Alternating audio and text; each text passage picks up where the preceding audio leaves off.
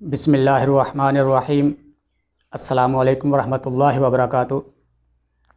मुफ्ती अज़ीज़ुर रहमान की वीडियो के बाद मजहबी तबका काफ़ी तनकीद का निशाना बन रहा है। हर तरह का बंदा, हर तरह का इंसान इस पर अपना तबसरा कर रहा है और कमेंट्स दे रहा है।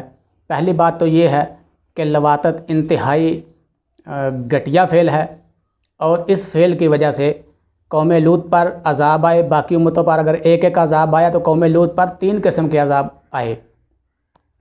और सबसे अहम बात यह है कि इस चीज़ की इजाज़त परवरदिगार ने बीवी के हवाले से भी नहीं दी।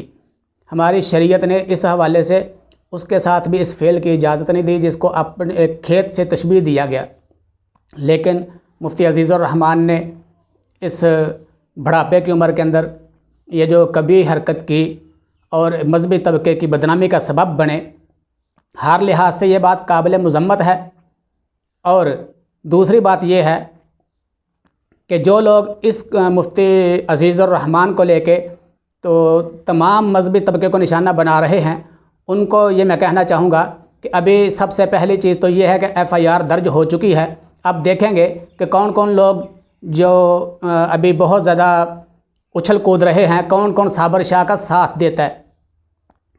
दूसरी बात यह है कि वफाकुल मदारस ने उनको ओहदे से हटा दिया, मदरसे वालों ने उनको मदरसे से निकाल दिया और मौलाना फजलुर रहमान साहब की जमात के वो लाहौर के नायब अमीर थे, उन्होंने उसको ओहदे से भी हटाया और बुनियादी रुकनीत भी उनकी खारिज कर दी। अब बात यह है कि बहुत सारे ऐसे लोग, कल के वीडियोज़ के अंदर लोगों ने कमेंट्स दिए कि जी आप अज़ीज़ुर रहमान का दिफ़ा कर रहे हैं, आपने उसको मुफ्ती साहब क्यों कहा। पहली बात यह है कि मुफ्ती अज़ीज़ुर रहमान ने जो हरकत की उसका जो जुर्म है उसको उसके गुनाह की सज़ा मिलनी चाहिए और मिलेगी। लेकिन आप ये देखें कि अगर मुफ्ती उसका एज़ाज़ था, मौलाना उसका एज़ाज़ था, अगर उसने उसका रख रखाव नहीं किया तो ये तो उसी की ही गलती है। लेकिन तहज़ीब तो इसी चीज़ का नाम है कि जो उनका एज़ाज़ था हमने तो उस हिसाब से और अपनी तरबियत के मुताबिक मुफ्ती का नाम जहाँ आए मुफ्ती साहब ही कहा जाता है और ना चाहते हुए भी ज़ुबान पर यही आ जाता है। बहरहाल दूसरी बात, एक कमेंट्स के अंदर ये भी कहा गया कि आपने कहा है कि वो मदरसे के मुहतमिम नहीं थे और वो तो शेखुल हदीस हैं, तो शेखुल हदीस मुहतमिम से बड़ा होता है। मैं तो हैरान हूँ बाज़ लोगों की अकल के ऊपर कि जो लोग तबसरा करते हैं उनको इतना भी नहीं पता चलता कि हम बात क्या कहना चाह रहे हैं, बस बहती गंगा के अंदर हाथ धोना ही अपना फ़र्ज़ समझते हैं। पहली बात यह है कि देखें बहुत सारे लोग अगर वज़ीर-ए-आज़म इमरान खान को वज़ीर-ए-आज़म नहीं मानते, कुछ सिलेक्टेड कहते हैं। मौलाना फजलुर रहमान साहब भी कहते रहे कि हम इमरान खान को वज़ीर-ए-आज़म नहीं मानते, लेकिन बहुत सारे प्रेस कॉन्फ्रेंसों के अंदर वो कहते हैं कि पाकिस्तान के वज़ीर-ए-आज़म ने ये कहा, वज़ीर-ए-आज़म इमरान खान ने ये कहा, ना चाहते हुए भी उसको मानना पड़ता है। ऐसे इमाम काबा पूरी दुनिया के इस्लामी कौम के लिए, इस्लामी मिल्लत के लिए वो काबिल एहतराम हैं, सब लोग उनका एहतराम करते हैं।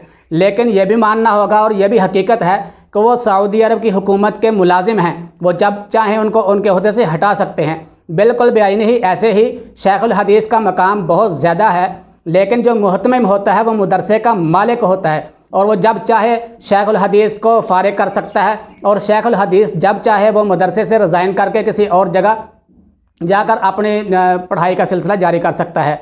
अब बात यह है कि सबसे पहले तो यह था कि वो मुहतमिम नहीं है, उनको मुहतमिम बनाकर पेश करके जो प्रोपोगंडे का बुनियाद थी वो ये थी कि मदरसे को बदनाम किया जाए और मदरसे का मुहतमिम बनाकर जब उसको पेश किया जाएगा तो ये प्रोपोगंडा मज़ीद बढ़कर होगा।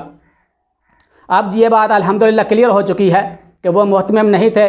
दूसरी बात, अगर उनकी आड़ के अंदर मौलाना फजलुर रहमान को बुरा भला कहा जाए तो ये भी इंतहाई ज़्यादती होगी। जो कसूर है, जो जुर्म है वो एक फ़र्द का है, वो ना किसी जमात का है, ना किसी पूरे दीनी इदारे का है। जो गुनाह है वो एक फ़र्द का है, तो इस लिहाज से उसी फ़र्द को ही बुरा भला कहना चाहिए, दूसरे किसी भी इंसान को नहीं। मौलाना फजलुर रहमान साहब से वो हमारे मसलक के हैं, लेकिन हमें भी उनसे बहुत सारे इख्तलाफात हैं। इसके बावजूद हम मौलाना फजलुर रहमान साहब को बुरा भला नहीं कह सकते, उनको मुर्द इल्ज़ाम नहीं ठहरा सकते।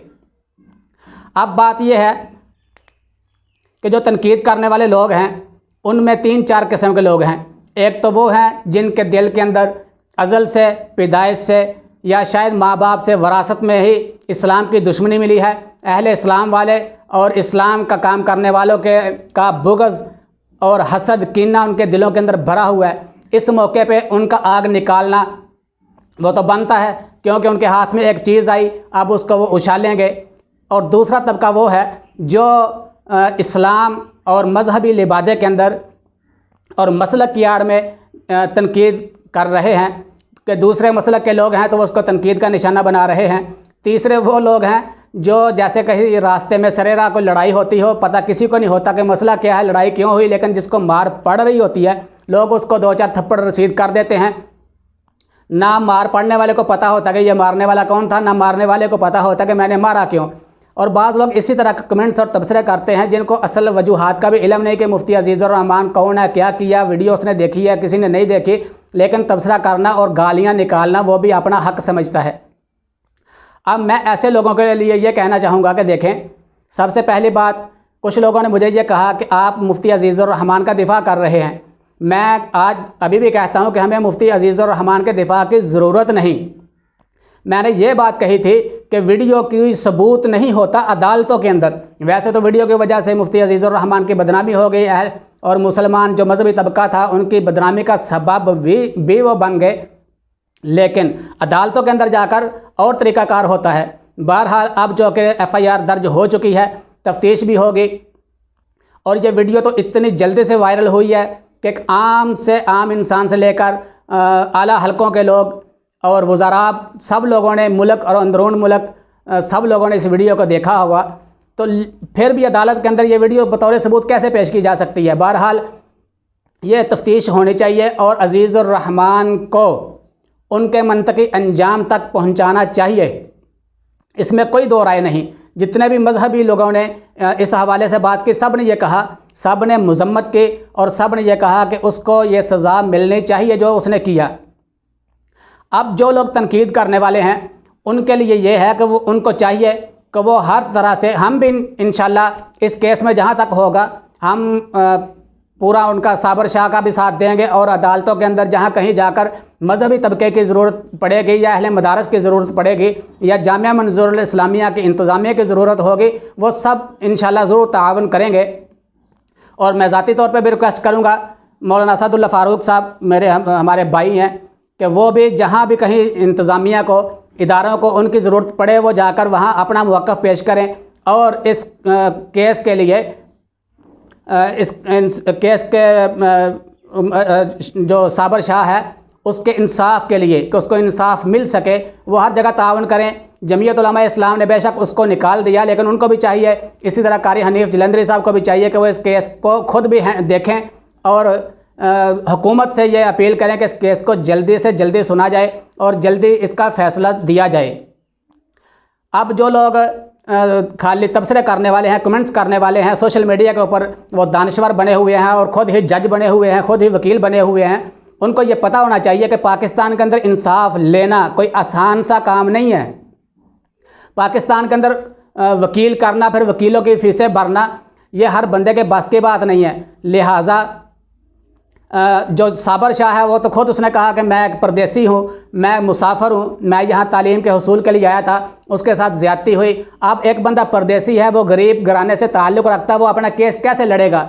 इसलिए जितने भी दानिशवर हैं उनको अब चाहिए कि वो इसके लिए एक फ़ंड का क़याम करें और फ़ंड इकट्ठा करें, उससे साबर शाह का केस लड़ा जाए, ताकि पता चले कि खाली सोशल मीडिया के ऊपर ही अपनी दानिशवरी नहीं दिखाई जाती, अमली तौर पर भी साथ चला जाता है। अब ये जो इस्लामाबाद के अंदर कोई औरत मार्च वाली थी, उनके हवाले से कहीं किसी ने केस के लिए दरख्वास्त दी इस्लामाबाद में सेशन कोर्ट के अंदर। अब सेशन कोर्ट की दरख्वास्त को जवाज़ बनाकर ये लोग आंटियाँ चली गई हाई कोर्ट के अंदर। तो चीफ़ जस्टिस ने कहा कि मैं हैरान हूँ, जब तुम्हारे खिलाफ़ कोई केस नहीं हुआ, FIR दर्ज नहीं हुई, तो तुम कौन सा रिलीफ लेने के लिए हमारे पास आ गए हो?